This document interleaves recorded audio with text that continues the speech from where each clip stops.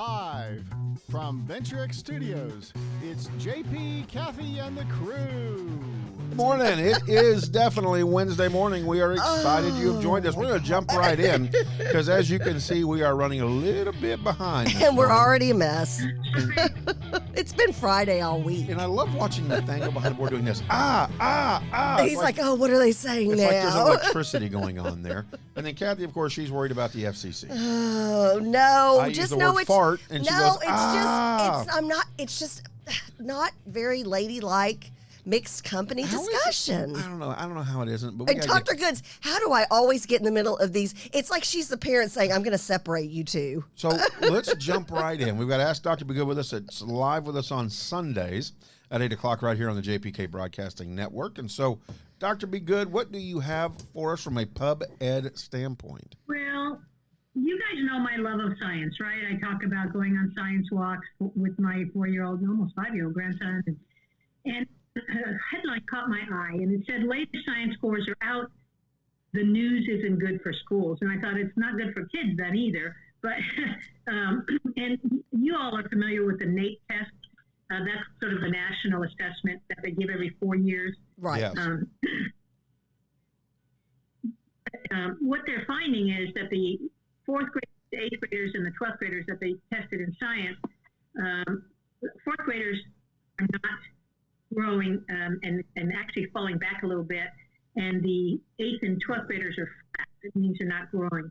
And so that was comparing the 2015 to 2019 scores. Now, we all know the pandemic hit in 2020, and so this journalist is concerned because we've got already scores that were bottoming out between 2015 2019. What the heck is going to go on during this pandemic period, right?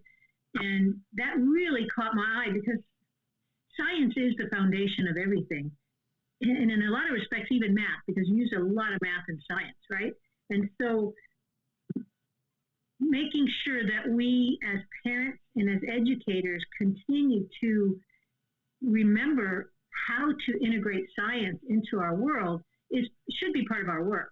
And so my challenge to parents and educators who are listening today is, what can we do this summer to increase the relevancy of science with our kids, right? One of the things that I had, being PBL minded like I am, I thought, well, why don't we ask parents to sit down with their kids, some right now, because some are already actually out of school. Some school districts will be out in the next, actually, Dallas won't be out till the 19th of June, but they started late.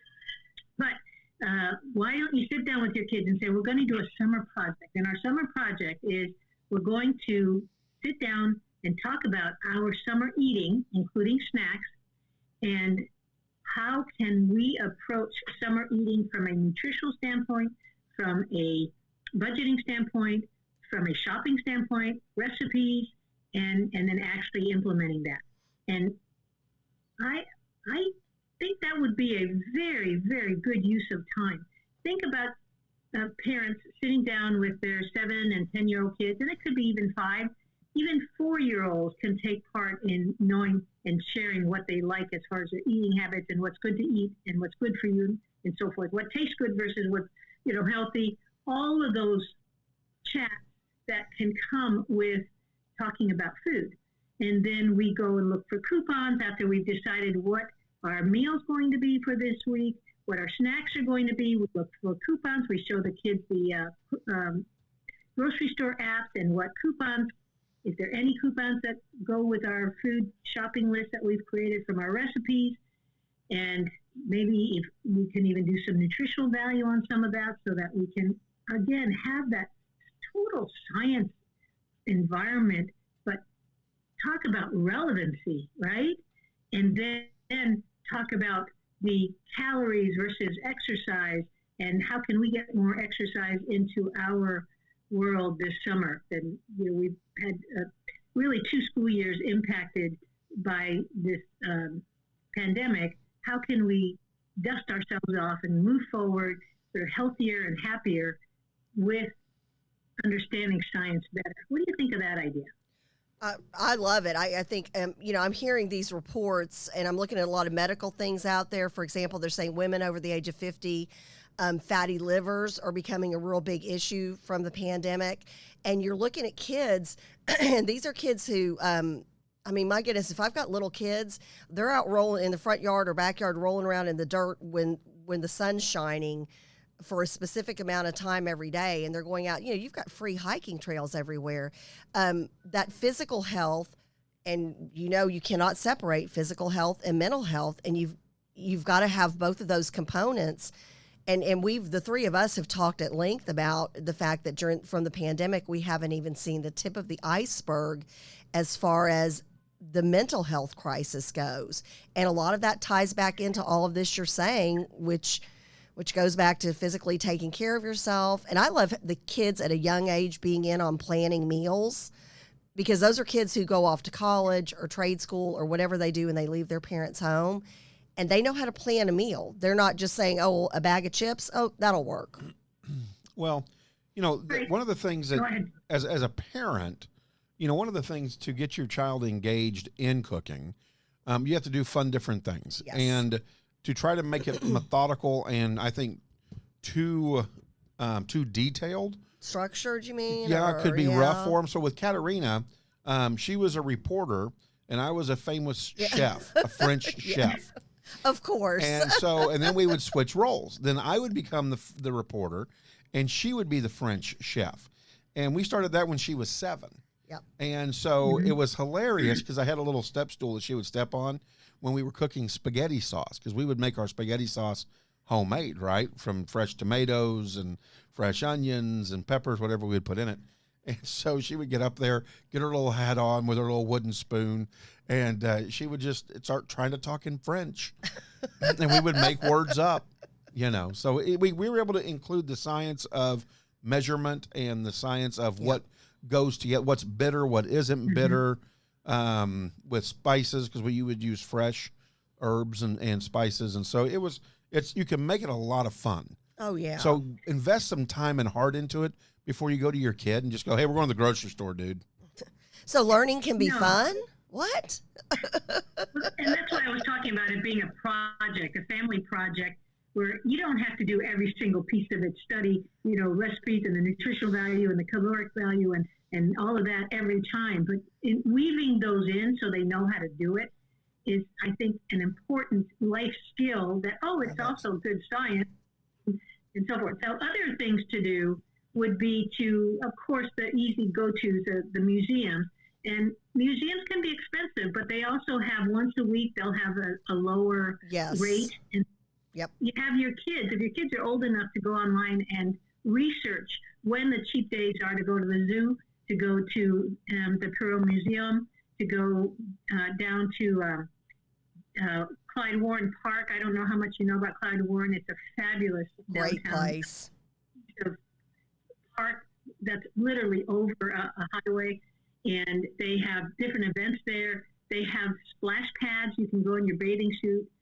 You might look a little funny if you don't have a kid with you and but they do have just wonderful things. The city of Dallas in the last 30 years has grown into a very sophisticated urban environment that really works hard to cater to its population as far as entertainment, as far as healthy walking trails, bike trails, just all sorts of ways of getting out and getting physical. And so I encourage you to have your kids research that. And that's, of course, beyond the Bible study camps and the park and rec camps and all of those that I think will be coming back this summer. It may be in a limited way. I say limited from both not a lot of summer left because a lot of districts are going into the summer due to the late start. But also, those are not as family oriented. We should not just send our kids off to camp so that we get to be home and get to do our errands. Not all the time. We need to weave in that family time. And the huge piece that I always, as parents, to remember is the conversation that you need to continue having with your kids, right? And so maybe your kids are going to summer school this summer. A lot of kids are needing even kids that never had to go to summer school before, they're encouraged to go to summer school to make up that, to climb out of the COVID slide, right? And so asking your kids to tell you what they learn, so that first of all, they get used to having conversations with you about what they learned, but second, so that you can build on that learning. Especially when they're talking about science is a good one. Social studies is one. In this research that I brought to you today, they talked about that part of the reason why science scores are lagging is because they're not paid attention to as much. They're not given as much time in instructional time in schools, right? Well, and think of social studies even less, but that's for another show.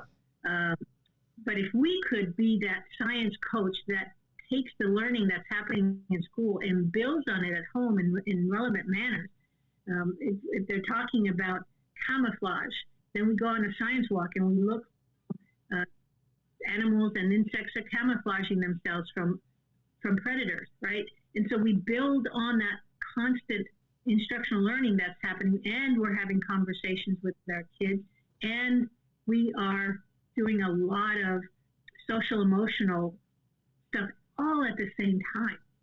So don't just think of camps as a place to send your kids away.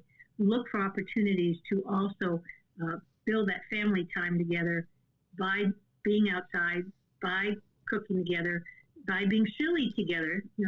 That's wonderful. That relationship that comes from being silly together. Those are the memories that kids take with them, right? Yes. Those are the things they talk about later on. Those are family traditions for their family. Yeah, that's good stuff. So just really, really make sure that, I know it's trite, I know it's cliche, you are your child's first teacher, and you may be sick of teaching, but that doesn't mean that you stop. It means that you look at it in a different way. You understand that the talking with your kids, the constant caring through listening and caring through feedback, careful feedback, that's all part of the trust that kids build with their parents when it's done right. Absolutely. Well, Dr. Good advice. What's as going always. on this Sunday? Because Yeah. we're getting ready to break you up into a 12-minute segment. Well, we have bringing our favorite school nurse on to prepare us for end of school and beginning of school. What vaccines do parents need to be doing during the summer? Because COVID is not the only vaccine out there. So just reminders for parents what they can do this summer to have a not so urgent school opening, right? A lot of parents wait for the last minute to do things that they should have done. There are a lot of grades that requires physicals and so forth. So let's get that on your calendar early. Excellent. Get it done early.